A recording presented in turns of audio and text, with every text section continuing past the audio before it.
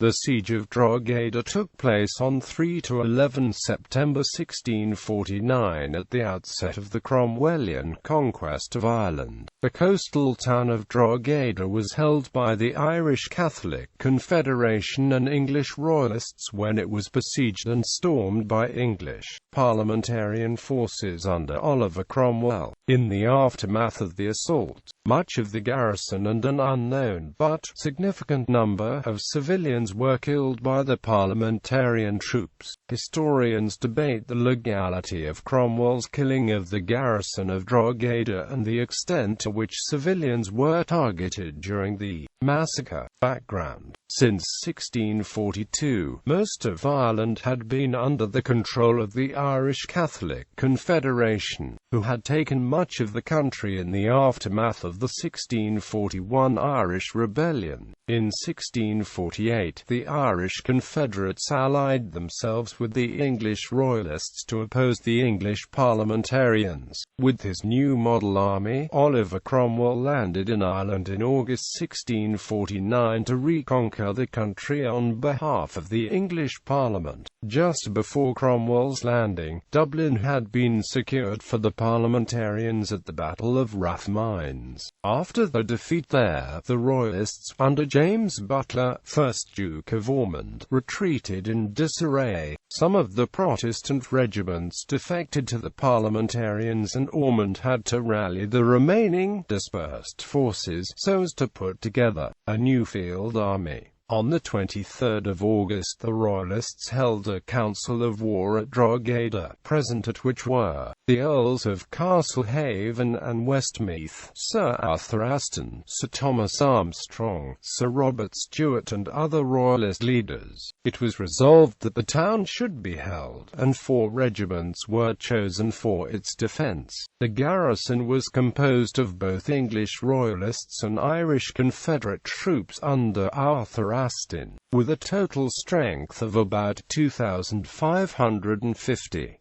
The army was half Catholic, including Irish and some English Catholics, and half English and Irish Protestants. Ormond's strategy was not to confront the parliamentary forces in battle but to hold the towns in the east of Ireland and let his allies' hunger and sickness weaken the invaders. Cromwell's tactics at Drogheda were determined by a need to take the port towns on Ireland's east coast quickly to ensure resupply for his troops. The normal campaigning season, when armies could live off the land, ran from spring to autumn. Cromwell had landed in Ireland late in the year, and campaigning through the winter necessitated securing a constant resupply from the sea. Cromwell, therefore, favoured rapid assaults on fortified places, over time-consuming blockades to secure the all-important ports. Siege: Cromwell arrived at Drogheda on the 3rd of September and his siege guns, brought up by sea, arrived 2 days later. His total force was about 12,000 men and 11 heavy, 48-pounder siege artillery pieces.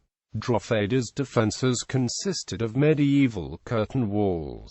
These were high but relatively thin, making them vulnerable to cannon fire. Most of the town was situated on the northern bank of the River Boyne, but its 2 main gates, the Dublin and Duleek gates, were in an enclave south of the river. Cromwell positioned his forces on the south side of the River Boyne in order to concentrate them for the assault, leaving the northern side of the town open and covered by a small screen of cavalry. A squadron of Parliamentarian ships also blockaded the harbour of the town. In a letter to William Lenthal, Speaker of the English House of Commons, written shortly after the storming of the town, Cromwell explained why he did not fully invest the town, an action that would have left his divided command vulnerable to an attack by a relieving force in a simultaneous sort difficulty by the garrison, but rather concentrated his troops on the south side of Drogheda for a swift assault. The officers and soldiers of this garrison were the flower of their army, and the great expectation was that our attempting this place would put fair to ruin us,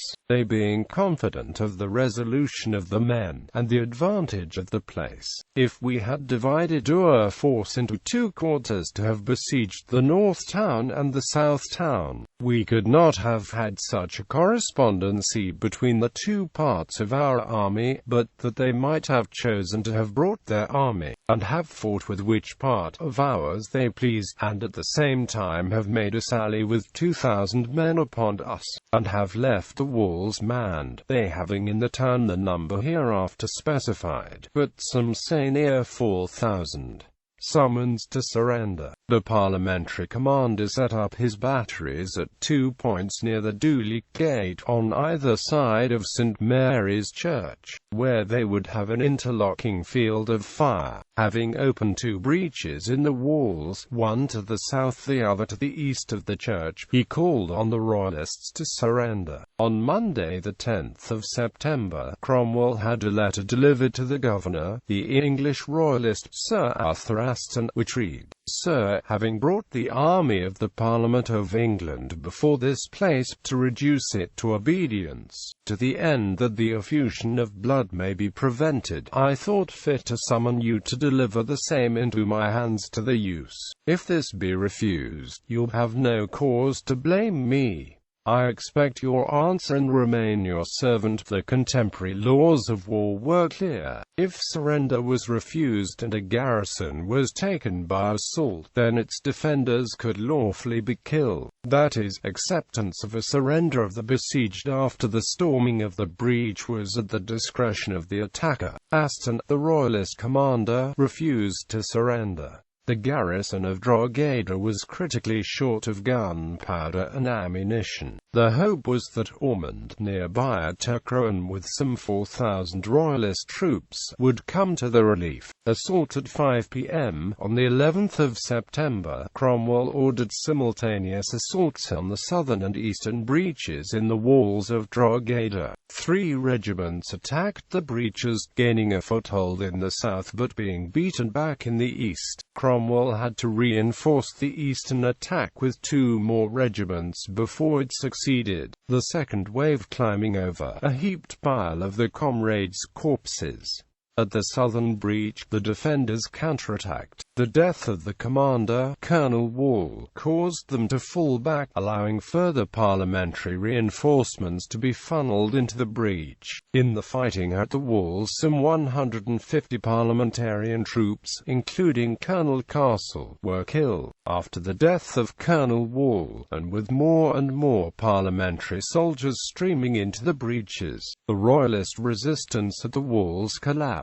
The surviving defenders tried to flee across the River Boyne into the northern part of the town, while Arthur Aston and 250 others took refuge in Millmount Fort overlooking Drogheda's southern defences. Others remained stranded in the towers along the town walls, while Cromwell's troops surged into the town below them. With up to 6,000 parliamentary troops now inside the town, Drogheda had been taken. Massacre. Cromwell, upon riding into the town, was enraged by the sight of heaps of parliamentarian dead at the breaches. Moral states, it was the sight of fallen comrades that was the occasion of Cromwell issuing the order for no quarter. In Cromwell's words, "In the heat of the action I forbade them to spare any that were in arms in the town." And that night they put to the sword about 2,000 men. After breaking into the town, the parliamentarian soldiers pursued the defenders through the streets and into private properties, sacking churches and defensible positions as they went. There was a drawbridge that would have stopped the attackers reaching the northern part of the town, but the defenders had no time to pull it up behind them, and the killing continued in the northern part of Drogheda.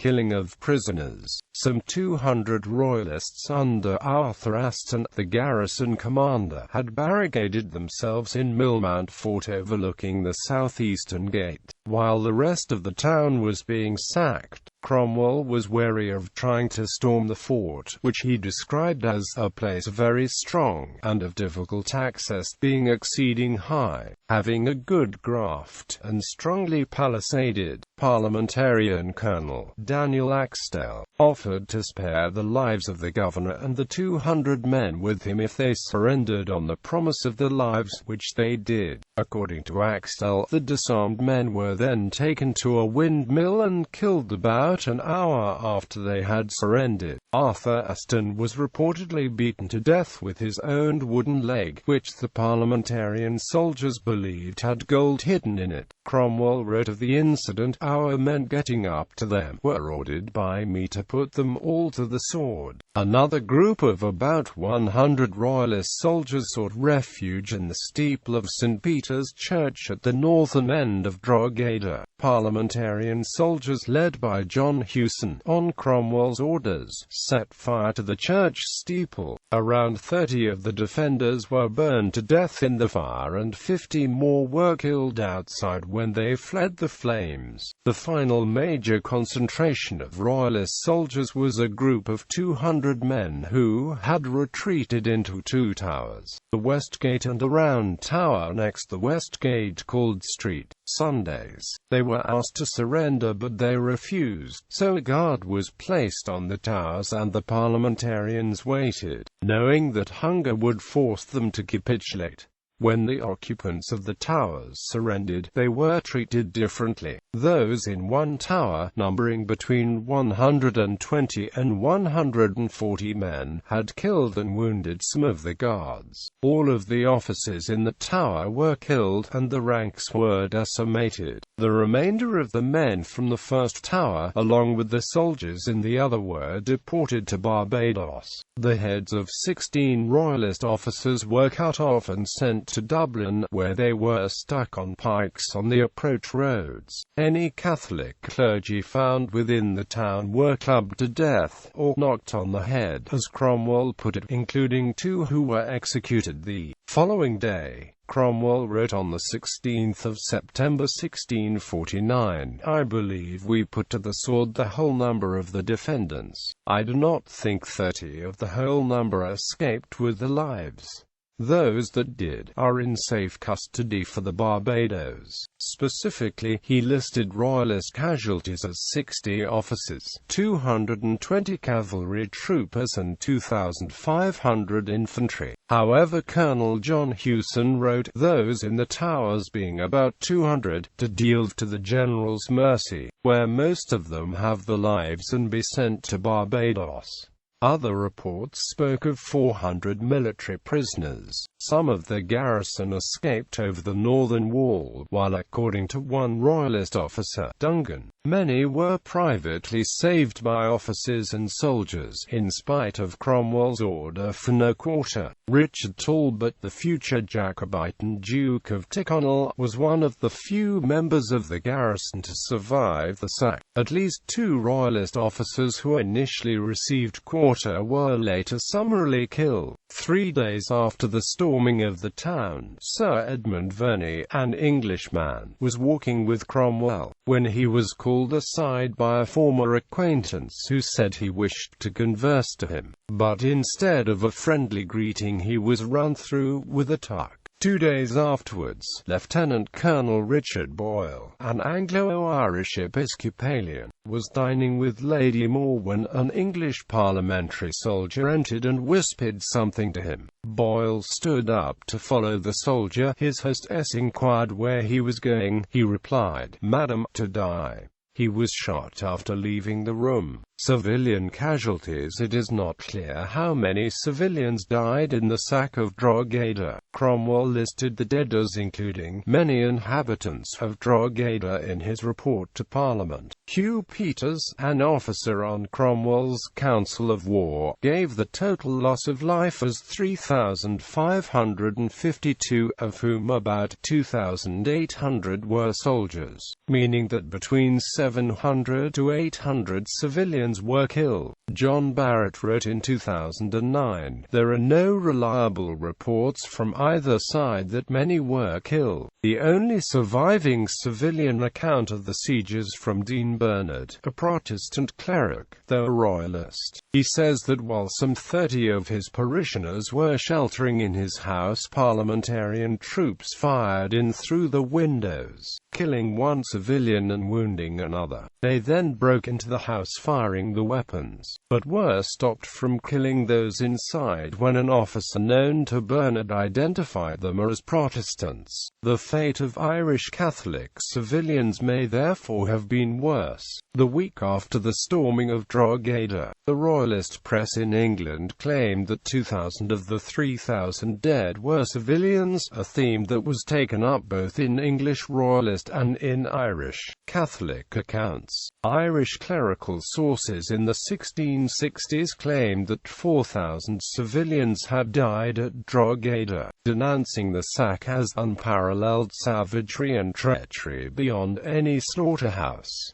Debates over Cromwell's actions. Cromwell justified his actions at Drogheda in a letter to the Speaker of the House of Commons, as follows: "I am persuaded that this is a righteous judgment of God on these barbarous wretches, who have imbrued their hands with so much innocent blood, and that it will tend to prevent the effusion of blood for the future, which are satisfactory grounds for such actions, which cannot otherwise but work remorse and regret."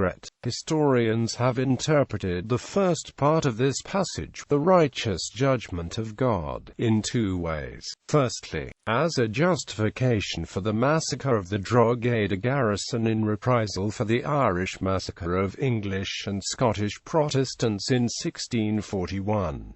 In this interpretation, the barbarous wretches referred to would mean Irish Catholics. However, as Cromwell was aware, Drogheda had not fallen to the Irish rebels in 1641, or to the Irish Confederate forces in the years that followed. The garrison was in fact English as well as Irish and comprised Catholics and Protestants of both nationalities. The first Irish Catholic troops to be admitted to Drogheda arrived in 1649, as part of the alliance between the Irish Confederates and English Royalists. Historian John Morrell has argued that in fact it was English Royalist officers who were singled out for the most ruthless treatment, being denied quarter, executed after being taken prisoner, and whose heads were publicly displayed on pikes. For this viewpoint, he argued that by barbarous wretches, Cromwell meant the Royalists, who in Cromwell's view had refused to accept the judgment of God in deciding the civil war in England and were needlessly prolonging the civil wars. The second part of Cromwell's statement, that the massacre would tend to prevent the effusion of blood for the future, is accepted to mean that such harshness, including such tactics as clubbing to death and the public displaying of heads, would discourage future resistance and prevent further loss of life. Another of Cromwell's officers wrote, "Such extraordinary severity was designed to discourage others from making opposition. Indeed, the neighbouring garrisons of Trim and Dundalk surrendered or fled when they heard the news of what had happened at Drogheda." Several recent analyses by historians, particularly by Tom Riley, have claimed that Cromwell's orders were not exceptionally cruel by the standards of the day, which were that a fortified town that refused an offer of surrender, and was subsequently taken by assault, was not entitled to quarter. However, other historians have argued that, while Arthur Aston had refused a summons to surrender, thereby technically forfeiting the lives of the garrison in the event of a successful assault, the sheer scale of the killing was simply unprecedented. According to John Morrell, the massacre at Drogheda was without straightforward parallel in 17th-century British or Irish history. The only comparable case in Cromwell's career was that launched at Basing House, where 100 soldiers out of 400 were killed after a successful assault. So the Drogheda massacre does stand out for its mercilessness, for its combination of ruthlessness and calculation, for its combination of hot and cold-bloodedness.